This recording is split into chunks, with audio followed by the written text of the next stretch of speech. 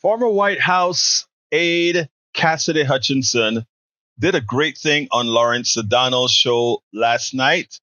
And I tell you what, she, better than most, says the important thing out here as far as not just endorsing Kamala Harris. I want you to listen to her in the totality because this is what every thinking Republican, this is what every Republican that's moral and that cares about this country needs to do. Check this out. We'll take it on the other side. November's coming very quickly. We've heard Liz Cheney go out there and go all the way from opposition to Donald Trump to now actively saying, yes, you have to. She believes the right vote is actually to vote for Kamala Harris. Where is your thinking on how you're going to vote? I've known for quite a long time, number one, that I would never in my life vote for Donald Trump ever That you made again. clear. That you did make clear. Yeah. I hope so. Thank you for acknowledging that. I have also known for a long time, whether the nominee was at one point going to be Joe Biden, now Kamala Harris, that I was going to cast my vote for either candidate, now Kamala Harris and Tim Walz. In my personal view, now I understand that the way that people approach the way that they decide who to vote for is oftentimes deeply intimate and personal. So I don't ever want to try to tell somebody how to vote.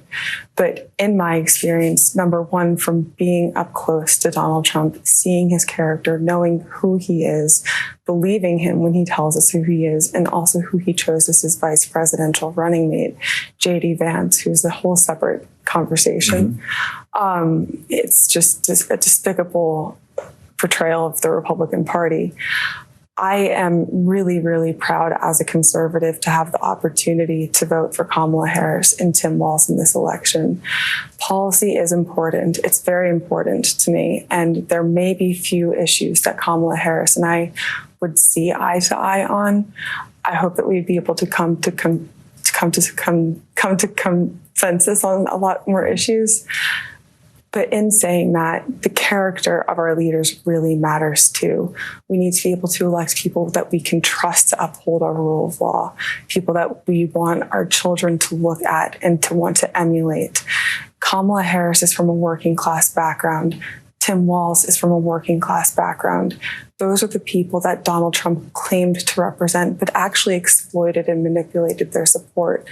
So, I say to Republicans who may be on the fence, I understand how frightening it can be to potentially break with your party. I also understand that there are concerns and very valid concerns about inflation. But Donald Trump and JD Vance cannot be trusted with the Constitution. They cannot be trusted to uphold our rule of law, and they can't be trusted to enact responsible policy. That in and of itself is disqualifying amongst many other things, some of them being that Donald Trump is also under federal and state indictments. Mm-hmm. So when it comes down to the decision for me to vote for Kamala Harris, I look forward to casting my ballot for her. And I think it's also really important to say, for me at least, that I will also be voting for Democrats in the House and the Senate too, just because I think it is so important that we get past this period of Donald Trump for America to begin healing. And once we're past that period, hopefully we can open up responsible policy debates in the future. But right now we need to focus on defeating Donald Trump. Now, I couldn't have said it any better. The woman understands politics. She's not only going to vote for Kamala Harris and Tim Walz because she understands it's a moral thing to do, it's a patriotic thing to do.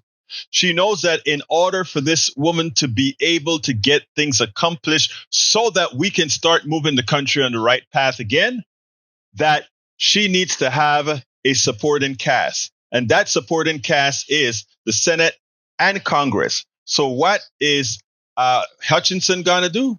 Cassidy says, I am going to make sure not only to vote for Kamala Harris, but I am going to vote for my Democratic representative, and I am going to vote for my Democratic senator as well.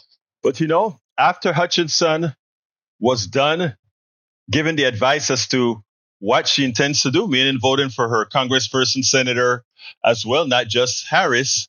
She had some prescient words about what it takes to follow Donald Trump and a warning for JD Vance. And let's hope he takes, well, it's too late for him to have taken the warning, but she has a warning for him nonetheless. Check this out and we'll take it on the other side.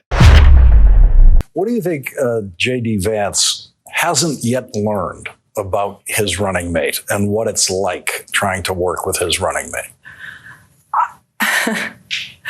I try not to climb inside the minds of people who seem like they have very frightening thoughts, and JD Vance is one of those individuals.